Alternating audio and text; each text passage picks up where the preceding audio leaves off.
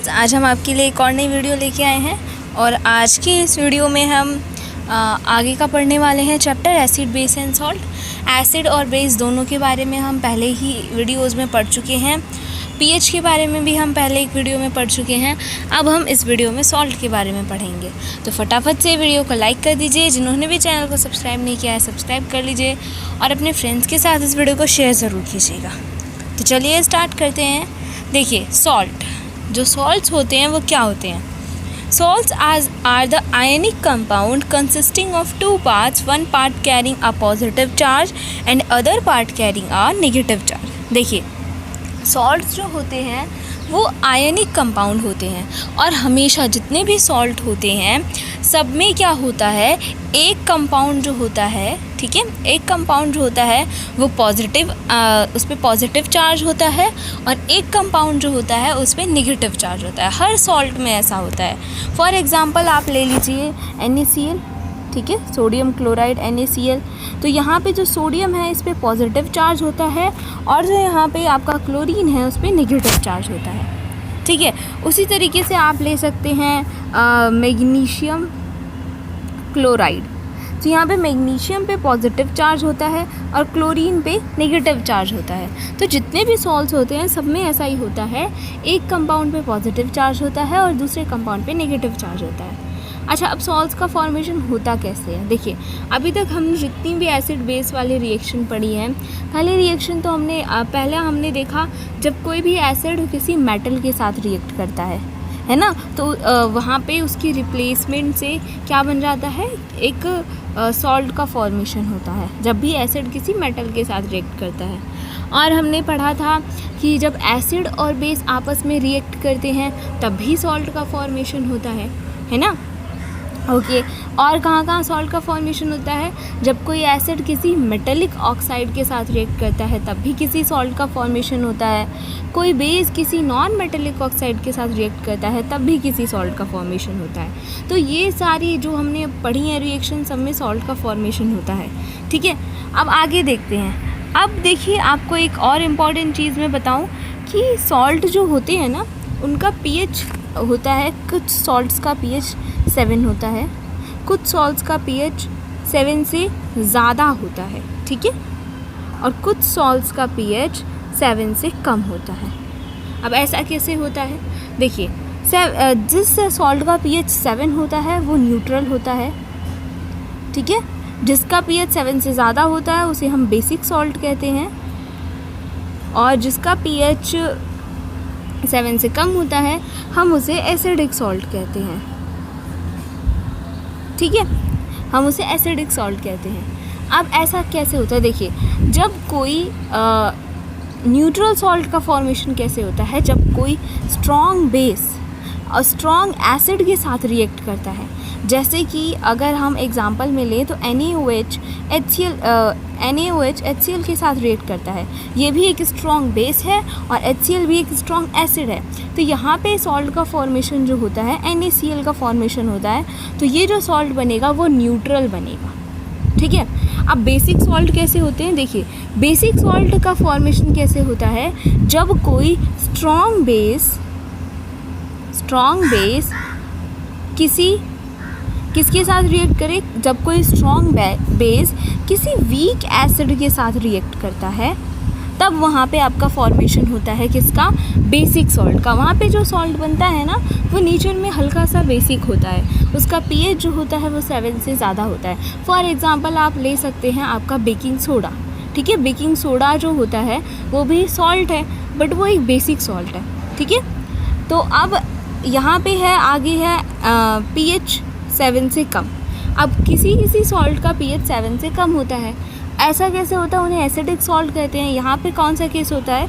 ये सॉल्ट बनता है किसी वीक बेस और किसी स्ट्रॉन्ग एसिड की रिएक्शन से।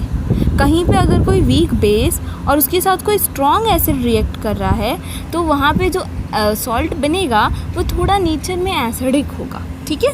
तो ये इन्फॉर्मेशन जो आपको देनी थी। आगे बढ़ते हैं। आगे आती है हमारी फैमिली ऑफ सॉल्ट, सॉल्ट की फैमिली, ठीक है। अब सॉल्ट जो होते हैं ना बहुत सारे तरीके के होते हैं। बहुत सारे बनते हैं, ज़रूरी नहीं है कि सिर्फ सोडियम क्लोराइड ही सॉल्ट होता है, बहुत सारे सॉल्ट होते हैं, ठीक है। तो अब वो अलग अलग बेस एसिड के रिएक्शन से बनते हैं, ठीक है। तो उसी पे कैटेगराइज किया गया है सॉल्ट की फैमिली। जैसे कि यहाँ सॉल्ट का नाम लिखा है पोटेशियम सल्फेट, तो K2SO4 है, और ये कौन सी फैमिली से बिलोंग करता है? ये बिलोंग करता है, आप कह सकते हैं, या तो सल्फेट की फैमिली से या तो पोटेशियम की फैमिली से, दोनों में से कुछ भी। और यहाँ ये कैसे बना है, कौन कौन से एसिड यहाँ पे रिएक्ट करते हैं? H2SO4 और KOH। जब ये दोनों रिएक्ट करते हैं तो K2SO4 बनता है। उसी तरीके से सोडियम सल्फेट, ये भी सल्फेट की फैमिली से बिलोंग करता है। कैल्शियम सल्फेट, ये भी सेम फैमिली से बिलोंग करता है। मैग्नीशियम सल्फेट, कॉपर सल्फेट भी सल्फेट की फैमिली से बिलोंग करता है, या फिर आप कह सकते हैं कॉपर सॉल्ट है, कॉपर की फैमिली से बिलोंग करता है, ठीक है। दोनों में से कुछ भी चलेगा। सोडियम क्लोराइड, ये क्लोराइड सॉल्ट है, क्लोराइड फैमिली से बिलोंग करता है। सोडियम नाइट्रेट, ये नाइट्रेट सॉल्ट है, और ये बनता कैसे है? जब नाइट्रिक एसिड और सोडियम हाइड्रोक्साइड रिएक्ट करते हैं तब बनता है, ठीक है। सोडियम कार्बोनेट, ठीक है, जो कि कार्बोनेट सॉल्ट की फैमिली से बिलोंग करता है। उसके बाद है अमोनियम क्लोराइड, जो कि क्लोराइड सॉल्ट की फैमिली से बिलोंग करता है। तो ये सारी कुछ सॉल्ट्स की फैमिलीज़ हैं, ठीक है, आप इन्हें याद रख लीजिएगा। आगे बढ़ते हैं, आगे देखते हैं क्या है। आगे है किसके बारे में लिखा है? कॉमन सॉल्ट के बारे में, ठीक है। कॉमन सॉल्ट, जिसके बारे में आपने सुना ही होगा पहले भी, और ये तो हमें देखने को भी मिल जाता है कॉमन सॉल्ट, जिसका नाम है सोडियम क्लोराइड। यानी कि ये वो नमक है जो हम एवरीडे लाइफ में यूज़ करते हैं, सोडियम क्लोराइड, NaCl। अब ये सोडियम क्लोराइड बनता कैसे है? देखिए, दो तरीके से होता है। एक तो सी वाटर से, आपने सुना होगा, जो समुद्र का पानी होता है उसको इवेपोरेट करके सॉल्ट बनाया जाता है। दूसरा है फ्रॉम अंडर वाटर डिपॉजिट, ये ज़मीन के नीचे क्या हो जाता है? डिपॉजिट होने लग जाता है। कुछ लेक्स होती हैं, उनमें ये ज़मीन के नीचे डिपॉजिट होने लग जाता है, जो अंदर बहुत गहरा पानी होता है, वहाँ पे सोडियम कॉमन सॉल्ट जो है वो डिपॉजिट होने लग जाता है, तो वहाँ से भी ऑब्टेन कर लेते हैं उन लेक्स को सुखाने के बाद, ठीक है, वहाँ से भी ऑब्टेन हो जाता है हमें सोडियम क्लोराइड। अब इसके यूजेस क्या क्या हैं, इस कॉमन सॉल्ट के यूजेस? देखिए, इसके यूजेस तो बहुत सारे हैं। Raw material for making a number of useful chemicals. अब कुछ यूज़फुल केमिकल्स हैं, उन्हें बनाने के लिए सोडियम क्लोराइड जो है ना, वो उनके रॉ मटेरियल का काम करता है। कैसे, क्या क्या चीज़ें हैं, मतलब कौन कौन से केमिकल्स हैं जो सोडियम क्लोराइड की हेल्प से बन जाते हैं, उनके बारे में ना हम अभी आगे पढ़ेंगे, ठीक है। तो आप अभी इतने याद रखिए कि सोडियम क्लोराइड का यूज़ किया जाता है कुछ केमिकल्स बनाने में as a raw material. Cooking food में अगर सॉल्ट ही प्रेजेंट ना हो तो खाने का मज़ा ही नहीं आता है फिर तो। As a preservative in pickles, जो अचार होते हैं ना, उनको अच्छे से, मतलब वो ख़राब ना हो कुछ दिनों के लिए, इसीलिए उसे प्रिजर्व करने के लिए भी कॉमन सॉल्ट का यूज़ किया जाता है। मैन्युफैक्चरिंग ऑफ आइस के मैन्युफैक्चर में भी सॉल्ट का यूज़ किया जाता है, क्योंकि उससे आइस बहुत जल्दी फ्रीज़ होने लगती है, बहुत जल्दी बनने लगती है। To melt ice during winters, और विंटर्स के टाइम पे जो बर्फ़ जम जाती है बहुत ज़्यादा, उसे मेल्ट करने के लिए भी सोडियम क्लोराइड का यूज़ किया जाता है, ठीक है। अब हम देखेंगे कि सोडियम क्लोराइड का यूज़ करके कौन कौन से केमिकल्स बनाए जाते हैं, ठीक है। अब हम ये देखेंगे कि सोडियम क्लोराइड का यूज़ करके कौन कौन से केमिकल्स बनाए जाते हैं। नंबर 1 पे आता है सोडियम हाइड्रोक्साइड, ठीक है। नंबर 1 पे आएगा सोडियम हाइड्रोक्साइड, जिसे हम कास्टिक सोडा भी कहते हैं, NaOH, ठीक है। इसका दूसरा नाम है या फिर कॉमन नेम है कास्टिक सोडा, इस नाम से भी जाना जाता है, और इसका फॉर्मूला है NaOH। अब सोडियम हाइड्रोक्साइड बनता कैसे है? देखिए, सोडियम हाइड्रोक्साइड बनता है जो आपका सोडियम क्लोराइड का एक्वस सॉल्यूशन होता है ना। एक्वस सॉल्यूशन मतलब सोडियम क्लोराइड को जब हम पानी में मिक्स कर देते हैं तो वो उसका एक्वस सॉल्यूशन बन गया, उसे हम सोडियम क्लोराइड के एक्वस सॉल्यूशन को हम ब्राइन कहते हैं, ठीक है।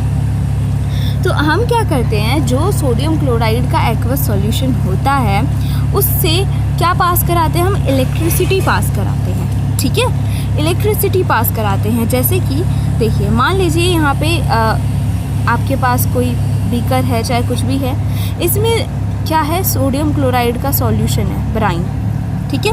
अब उसे इलेक्ट्रिसिटी पास कराते हैं, ओके। तो क्या होता है यहाँ पे, इलेक्ट्रिसिटी पास कराते हैं, उसका इलेक्ट्रोलाइसिस कराते हैं, यानी कि हाइड्रोलाइसिस भी कह सकते हैं, वाटर के साथ रिएक्ट करा देते हैं उसे, ठीक है। और इलेक्ट्रिसिटी पास कराते हैं, वाटर के साथ रिएक्ट करा देते हैं। तो यहाँ पे क्या होता है, देखिए ये जो ये NaCl है, ये अपने 2 आयंस में टूट जाता है, Na+ और Cl-। उसी तरीके से हाइड्रोजन जो है ये डिकम्पोज हो जाता है, एक हाइड्रोजन, ओके, और हाइड्रोजन हो गया, और दूसरा हो जाता है OH- आयन। एक H+ आयन और OH- आयन से ही मिलके हाइड्रोजन बनता है, ठीक, वो वाटर बनता है। तो ये इसमें डिकम्पोज हो जाता है। अब क्या होता है यहाँ पे, ये Na जो है ये OH के साथ कंबाइन हो जाता है, तो यहाँ पे से NaOH बन जाता है, ठीक है।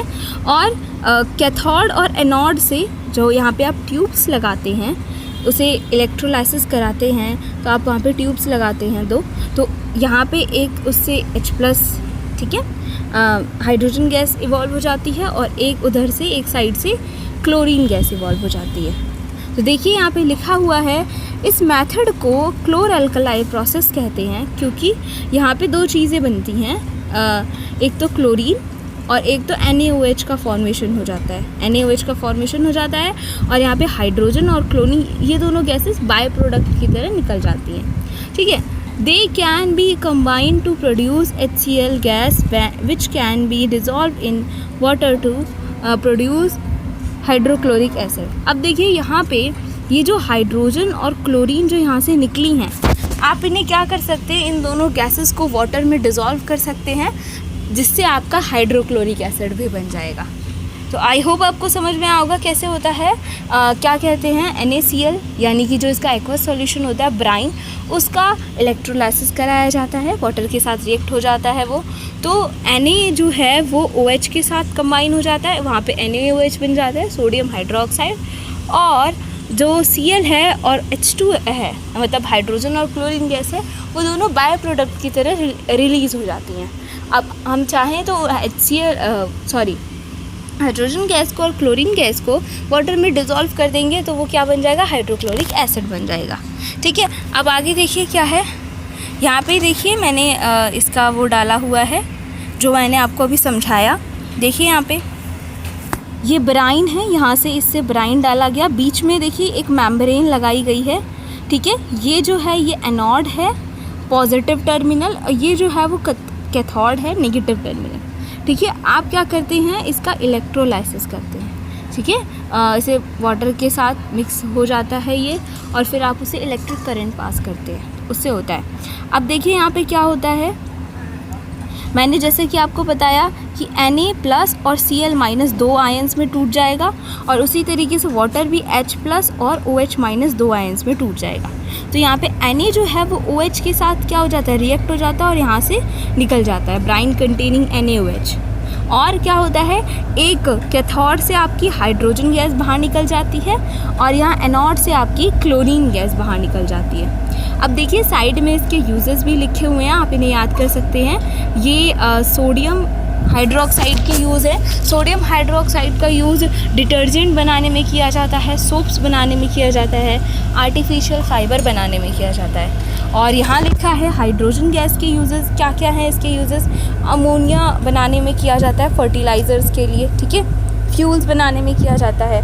और ये क्लोरीन गैस है। क्लोरीन गैस का यूज़ कहाँ किया जाता है, पॉलीविनिल क्लोराइड में किया जाता है, उसे बनाने के लिए।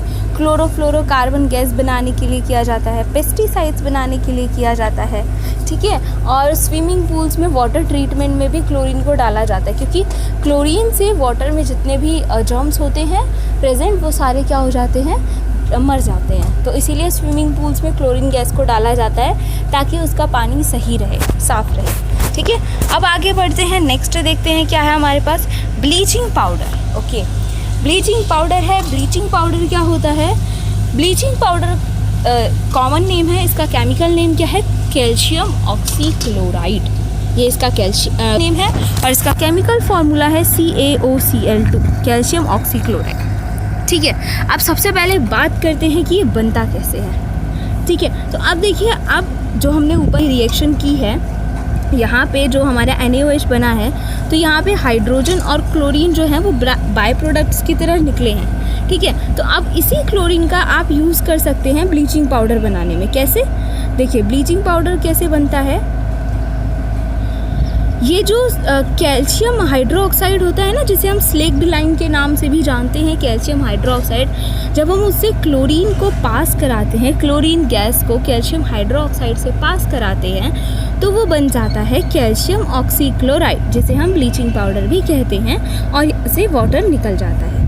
तो इस चीज़ का फॉर्मेशन होता है और इसी रिएक्शन के थ्रू हम ब्लीचिंग पाउडर का फॉर्मेशन करते हैं, ठीक है। अब ब्लीचिंग पाउडर की प्रॉपर्टीज़ क्या क्या हैं। ब्लीचिंग पाउडर वाइट कलर का पाउडर होता है और इसमें क्लोरीन की स्मेल आती है, ठीक है। और ये ठंडे पानी में सॉल्यूबल है, यानी कि अगर किसी ठंडे पानी में आप ब्लीचिंग पाउडर को मिक्स करेंगे तो वो कम्प्लीटली उसके साथ मिक्स हो जाएगा, ठीक है। और वो ब्लीचिंग पाउडर जब भी किसी एसिड के साथ रिएक्ट करता है तो वहाँ पे क्लोरीन गैस का फॉर्मेशन हो जाता है, ठीक है। आगे देखिए, अब ब्लीचिंग पाउडर के यूजेस क्या क्या हैं, कुछ तो आपको पता ही होंगे, कुछ यहाँ पे देख लीजिए। ब्लीचिंग पाउडर का यूज़ है कि कॉटन और लाइनन जैसे जो क्लॉथ्स होते हैं उन्हें ब्लीच करने के लिए इसमें यूज़ किया जाता है, ठीक है। आप लोगों के घर में भी प्रेजेंट होगा ब्लीचिंग पाउडर और उसके यूज़ होते होंगे। अब use for disinfecting drinking water supply. अब जो ये वाटर सप्लाई होते हैं, इसमें मैंने आपको बताया कि अब ब्लीचिंग पाउडर में क्या प्रेजेंट होती है, क्लोरीन गैस। तो इसका यूज़ हम कर सकते हैं वाटर को प्योर करने के लिए भी, उसमें से जर्म्स को किल करने के लिए, ठीक है। ब्लीचिंग पाउडर का यूज़ क्लोरोफॉर्म बनाने में भी किया जाता है। इसका यूज़ वुल को अनश्रिंकेबल करने के लिए भी किया जाता है, ठीक है।